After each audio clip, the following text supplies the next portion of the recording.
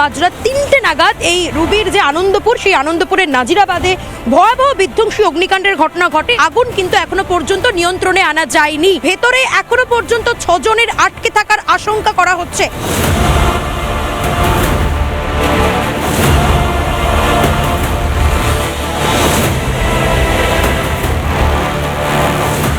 দূরে দমকল কর্মী কাজ করছেন এবং এই যে অ্যাসবেস্টাস, সেই অ্যাসবেস্টাস কিন্তু একেবারে ঝুলে গিয়েছে এবং আগুনের তাপে পুরো দুমড়ে মুচড়ে গিয়েছে। কোনো রকম অগ্নি নির্বাপন ব্যবস্থা ভিতরে কিচ্ছু নেই।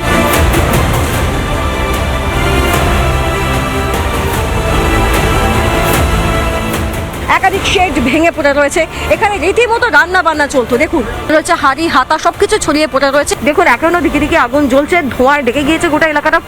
উপরের শেড একেবারে ভেঙে পড়েছে।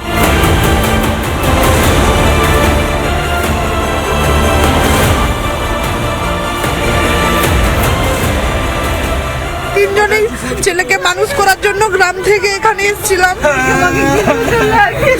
তখন কালকে ডিউটি করে আজকে সকালবেলা বাড়িতে চলে যাওয়ার কথা। এসে দেখলাম সাইকেলটা পড়ে আছে, কোম্পানি থেকে ধোঁয়া বাড়ছে। আমরা পিসমশাকে আর খুঁজে পাচ্ছি না। 2:45 নাগাদ কল করেছিল যে ভাই মারা যাব, 5 মিনিট 10 মিনিটের মধ্যে না বের হতে পারলে আমরা মারা যাব।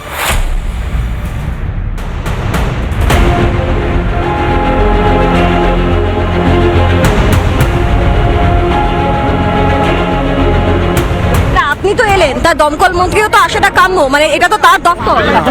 আমি তো বললাম। প্রশ্ন হচ্ছে যে তিনি 10 ঘন্টা পর এসেছেন, দমকল মন্ত্রীটা এখনো দেখা পাচ্ছি না।